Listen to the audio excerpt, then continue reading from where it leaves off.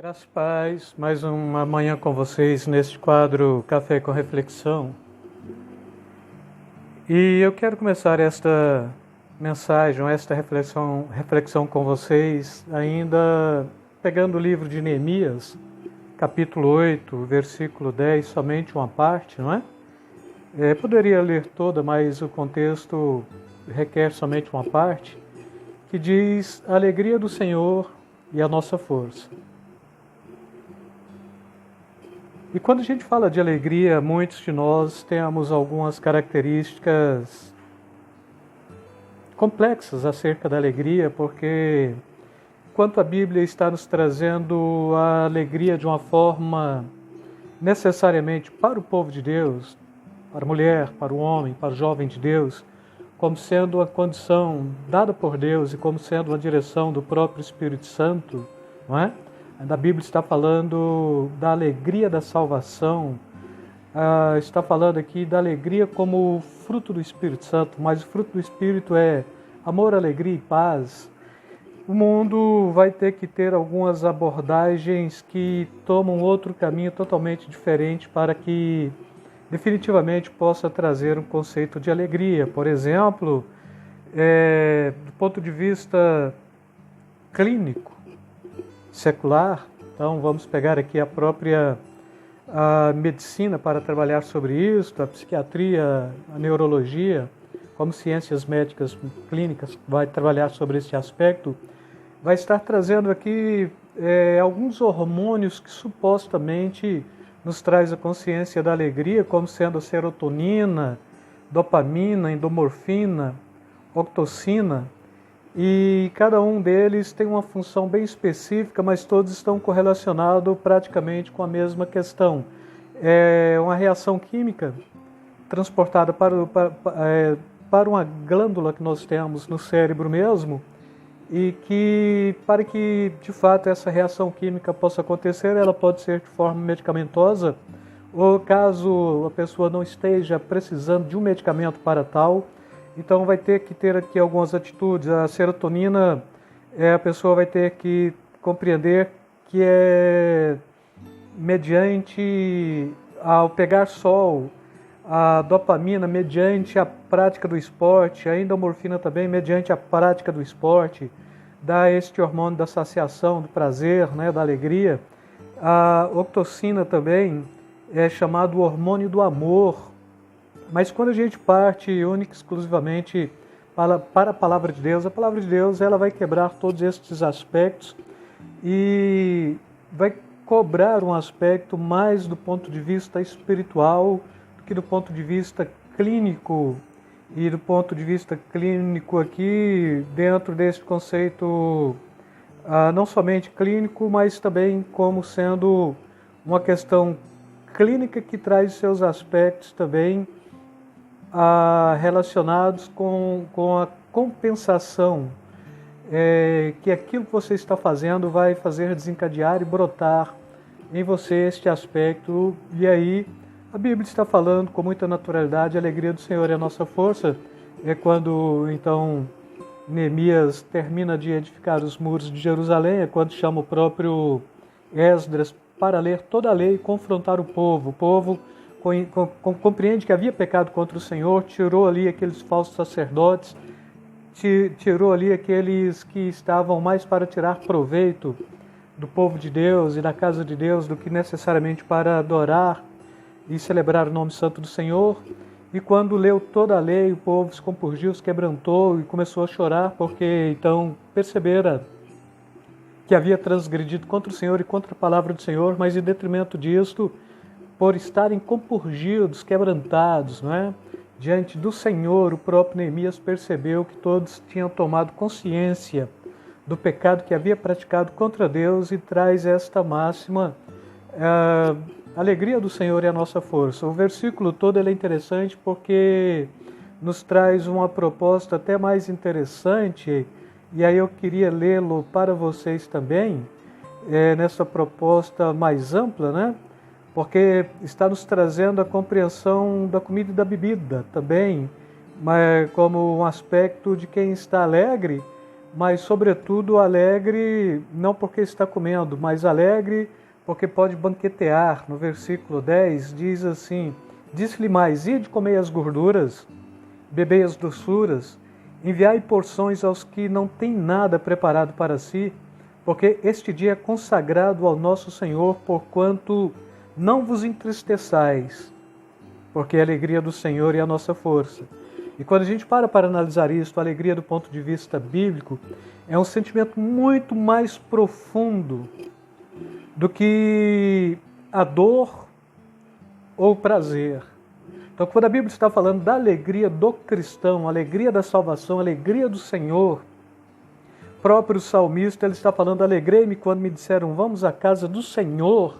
Isto não tem preço, isto não se mensura do ponto de vista clínico, patológico, e isto não se trabalha com reações químicas no nosso cérebro, com ocitocina, com metadopamina, com endomorfina, mas isto é alguma coisa que vai direto, é uma mensagem que ela vai direto no espírito do homem. Esta alegria que é no espírito, ela não tem esta carga, esta descarga química, para que esta glândula, seja pineal, principalmente a pineal, possa absorver tudo isso para trazer alegria, mas esta alegria ela é alguma coisa que ela vai muito mais profunda, ela não é limitada por circunstâncias externas, vinculadas exclusivamente a elas, mas a alegria chega a ser um dom de Deus. Então, ser alegre, a igreja tem de compreender que por ter a alegria da salvação, por ter esta ordenança, alegrai-vos no Senhor, e outra vez vos digo, alegrai-vos, é uma mensagem paulina, não é? Está nos trazendo esta consciência de que ser alegre para o cristão não é alguma coisa absurda, mas é uma prática contínua, porque em se ministrando a palavra do Senhor, em se ouvindo a palavra do Senhor, em se tendo esperança da vida eterna, então tudo quanto nós temos em nossas vidas e em nossos corações é esta capacidade de nos alegrarmos mesmo, não é? Na Bíblia, a alegria é apresentada como uma marca que vive no indivíduo e na comunidade cristã. Então, a alegria marca o cristão, marca o indivíduo, marca a comunidade. É a qualidade de vida e não simplesmente uma emoção passageira. A alegria não é uma consequência isolada ou ocasional da fé. É uma parte integrante do relacionamento que a pessoa tem com Deus. A plenitude da alegria vem quando há um sentimento profundo da presença de Deus no coração do homem, no coração da comunidade, enquanto celebrando, enquanto adorando, enquanto celebrando o nome santo do Senhor, não é? E daí Provérbios capítulo 15, versículo 13 diz: coração alegre aformoseia o rosto, ou seja, você tem formosura quando você tem o coração alegre, né? Você fica bonito quando você está alegre. E aqui, bom, mas a alegria tem alguma coisa a ver com a estética? Do ponto de vista bíblico, próprio Salomão, com toda a sua sabedoria, ele está falando isto, né? Mas pela dor do coração o espírito se abate. Então, mais uma vez, trazendo esta compreensão de que a alegria é alguma coisa que vai acontecer no espírito do homem. E isto aqui sempre pela palavra de Deus ou pelo próprio Espírito Santo de Deus. E ainda o capítulo 17 do mesmo livro de Provérbios, no versículo 22, coração alegre serve de bom remédio, mas o espírito abatido seca os ossos. Então a tristeza excessiva, ela nos incapacita de realizarmos a obra de Deus. A alegria, ela serve de bom remédio. E a gente vai perceber justamente isso, um bocado de gente aí que tem problemas de saúde, principalmente no que a gente chama de aparelho digestivo, não é? Seja com a gastrite, com a úlcera, ou coisas assim. São pessoas que são cheias de amarguras, que ficam guardando ressentimento, que não têm a capacidade de alegrar ponto de vista da ação de Deus, mas tem a capacidade de se alegrar com o ponto de vista do trágico acontecendo na vida de um homem ou de uma mulher, que seja servo do Senhor e assim por diante.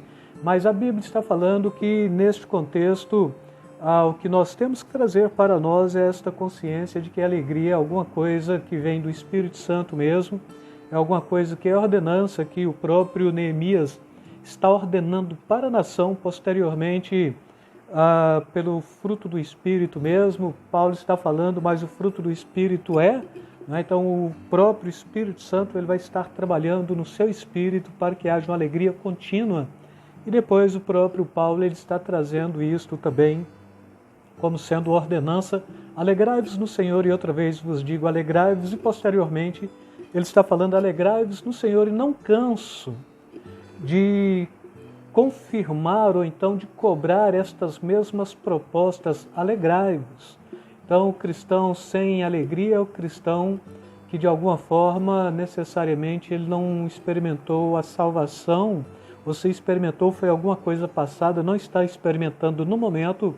E se falar, não, e o cristão nunca vai ter tristeza? Vai ter tristeza, mas o que vai abater o cristão sempre vai ser o trágico que vai estar acontecendo para com aqueles que estão de fora e que ainda não foram alcançados pela graça e pela misericórdia do Senhor. Vai abater o cristão, sim, quando esse cristão se distancia da palavra de Deus, quando esse cristão se relaciona menos com Deus e com a comunidade cristã. E a minha oração neste instante é justamente esta oração para que, de fato, vocês possam compreender que o Senhor Deus é aquele que tem prazer em perceber o seu povo alegre, pois quando este povo alegre, este povo se torna um povo invencível e que consegue vencer todas as barreiras. Quero orar por vocês. Senhor, mais uma vez, então, prostro-me ante a Tua presença, te orando por cada vida que este vídeo alcançar. Te oro rogando, Pai Santo, leva paz, leva alegria, leva contentamento, e que esta ordenança de Neemias, a alegria do Senhor é a nossa força, não como ordenança no segundo aspecto, mas no primeiro: comei comidas gordas, bebei bebida doces, levai para os que estão longe e que nada têm preparado, e proclamai a eles: a alegria do Senhor é a nossa força. Também é um fruto do Espírito que pode agir nos nossos corações continuamente, e é uma ordenança bíblica, pois o próprio Paulo está chamando a consciência da alegria. A alegria é alguma coisa, então, que nos motiva para cumprir os requisitos do Teu reino e para levarmos, então, esta mensagem de salvação para aqueles que estão longe, que estão totalmente, ó Deus, entristecidos, depressivos, amargurados e angustiados. Que possa o Senhor estar trazendo alegria para cada cristão, para cada um dos que estão ouvindo este vídeo, mas sobretudo, Pai Santo, a alegria tal que proclamem eles, com a sua face formosa de alguém que é alegre no Senhor, a mensagem do Evangelho para os que estão de fora, sabendo que não é uma pandemia que entristece a fé cristã. Que entristece a fé cristã é o ato de rebeldia do homem contra Deus, mas a alegria ela vem logo em seguida quando o homem se arrepende, confessa e abandona seus pecados. Senhor, eu te oro mais uma vez e te agradeço assim no nome santo de Teu Filho amado Jesus. Amém, Deus. Amém. Glória a Deus. Deus os abençoe. Beijo na alma, beijo no coração, querido.